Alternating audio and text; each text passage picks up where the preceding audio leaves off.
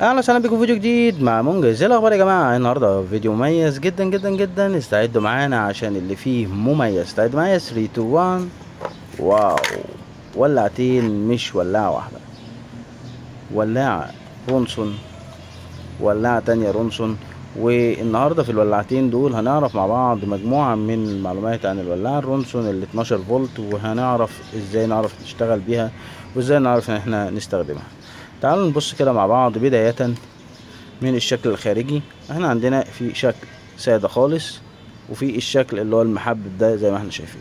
نجرب مع بعض الولاعة. شغالة وبكفاءة تامة ومفيش فيها أدنى مشكلة. تعالوا نعرف مع بعض طريقة زيادة الشعلة وتقليلها. من المكان اللي في الجنب ده كده عندنا ده مكان زيادة الشعلة وتقليلها، ده مكان زيادة الشعلة وتقليلها. وهو برضو للمعلومة ده نفسه المسمار بتاع اللي بيفك الولاعة. فتعالوا نجرب كده مع بعض. كده الشعلة بتزيد معانا، كده الشعلة بتقل معانا بالشكل ده. كذلك الامر برضو في الولاعة دي، كده الشعلة بتزيد معانا، كده الشعلة بتقل معانا. بعد كده تعالوا نعرف مع بعض جوانب تانية من الولاعة. مبدئيا الولاعة رونسون ميد ان انجلاند زي ما احنا شايفين كده مكتوب عليها من تحت رونسون ميد ان انجلاند. يا ريت تبقى الكتابة واضحة في الفيديو. رونسون ميد ان انجلاند بالشكل اللي احنا شايفينه ده كده. والولاعة فيها مجموعة من المميزات. تعالوا نعرف مع بعض. الميزة الأولى هي بتشتغل بحجر 12 فولت. ايه الحجر 12 فولت ده ولاقيه فين؟ مبدئيا مكان تغيير الحجر ده من هنا هنلاقي هنا مسمار بنفكه كده، هنلاقي هنا الحجر ال 12 فولت بتاع الولاعة.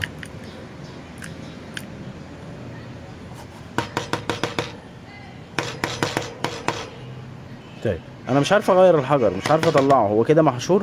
بالراحة كده على اي حاجه بسيطه نخبط خبطه صغيره عشان ينفع ان احنا نغير الحجر، وما نخبطش على الولاعه نفسها عشان خاطر مفيش حاجه تبوظ منها. ده كده الطرف الموجب بتاع الحجر، وده الطرف السالب، وهنركبه تاني مع بعض كده جوه الولاعه. نجيب منين الحجر ده؟ نقدر ان احنا نلاقيه عند بتوع قطع غيار السيارات، لانه بيتركب في ريموت العربيه او بتاع الساعات. نجرب مع بعض الولاعه بعد ما فكينا الحجر وركبناه وشغاله وتمام مفيش فيها ادنى مشكله. طيب طريقه الملو بتاعتها ازاي؟ طريقه الملو بتاعتها من خلال الزرار المسمار اللي من ورا هنا، بنفك نلف نص لفه هنلاقي المسمار طلع معانا كده. هنفتح المسمار اهو زي ما احنا شايفين المسمار بتاعها، ومن جوه هنا ده صمام الملو بتاعها. لو احنا شايفينه هو ده صمام الملو بتاعها. هنجيب اي اداة رفيعة ونضغط كده ضغطة صغيرة على صمام الملو، فهيبتدي ان هو يطلع معانا هواء.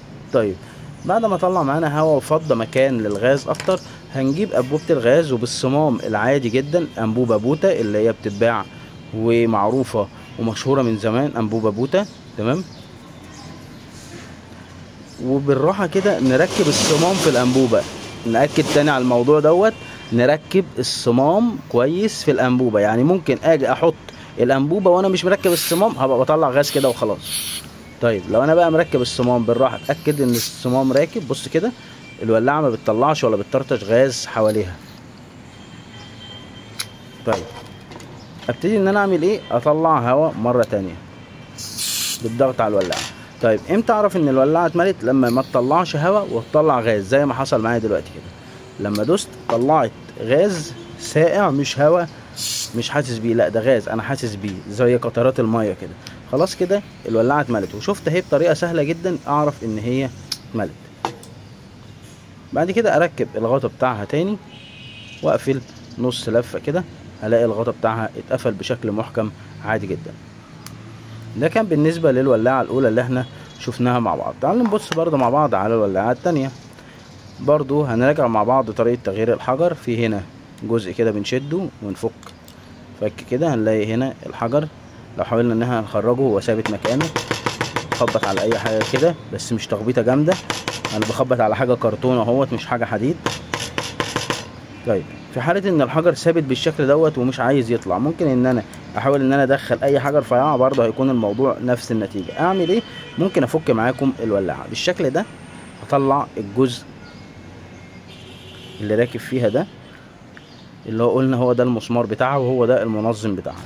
هفكه واحطه هنا على جنب كده بالشكل دوت، وابتدي ان انا اطلع الولاعة نفسها، اسحب الولاعة من تحت كده.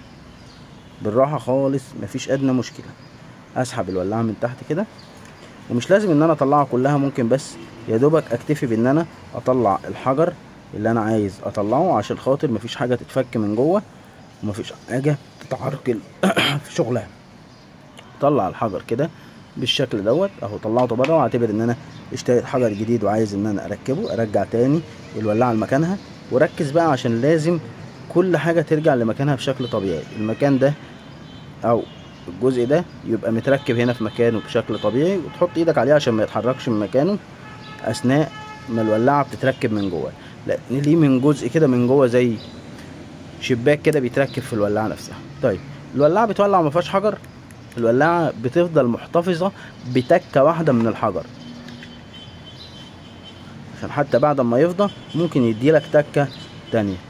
كده انا ركبت الحجر. اجرب بقى؟ لا ما تجربش، لان لسه ما ركبتش الغطا بتاعها. اركب الغطا ازاي؟ اهو بالشكل ده كده، ونص لفه هيقفل معايا، واقفل الغطا بتاعه، وكده رجعت اشتغلت مره تانية ومفيش فيها ادنى مشكله. طيب ارجع تاني المسمار بتاعها ازاي؟ هنا هنلاقي الفتحه بتاعته واضحه جدا اهي بالشكل ده، وهبتدي ان انا اقفل المسمار. طيب فاضل دلوقتي ان انت تعرفني ازاي الولاعه بتتملي. هلف من هنا نص لفه، هلاقي المسمار بتاعها اتفتح معايا، هفك المسمار وابتدي ان انا اضغط على الصمام عشان اطلع الهواء. ده كده الهواء اللي هو مش بنبقى شايفينه، بيبقى هواء صوت بس. واركب الانبوبه واتاكد ان الانبوبه راكبه كويس في الصمام، وابتدي ان انا املى مره تانية.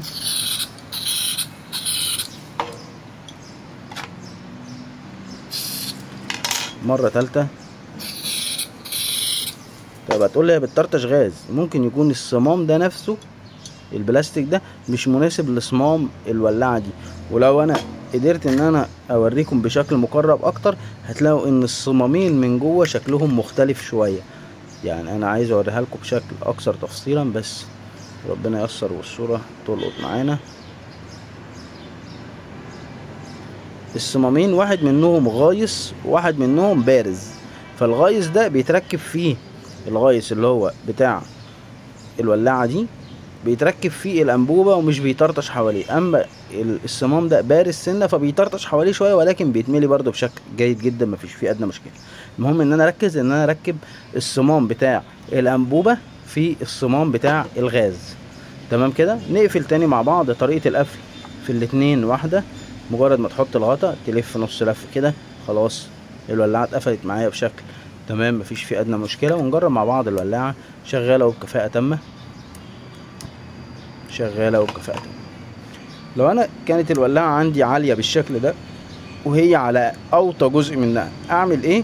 ابتدي ان انا افك المكان ده بالشكل ده، وهوديه عند العالي من غير ما ازود الشعلة نفسها، ويبتدي ان هو يوطي الغاز عشان اقدر ان انا اتحكم فيه. كده انا وريتك كل اللي انت عايز تعرفه عن الولاعة الرونسون الانجليزي اللي بتشتغل بحجر 12 فولت. لو عجبك الفيديو ما تنساش تدعمنا باللايك والشير والسبسكرايب، عرف اصحابك عننا واشترك في القناه. وفي نهايه الفيديو في حاجه حابب اوضحها لحد من الناس حبايبي الاعزاء. والله انا فعلا ما كنتش فاضي عشان اعرف اصور فيديو زي ده اوريك كل اللي انت عايز تعرفه عن الولاعه الرونسون الحجر 12 فولت. فتقبل مني الفيديو ده هديه، واشوفكم في فيديو جديد. سلام.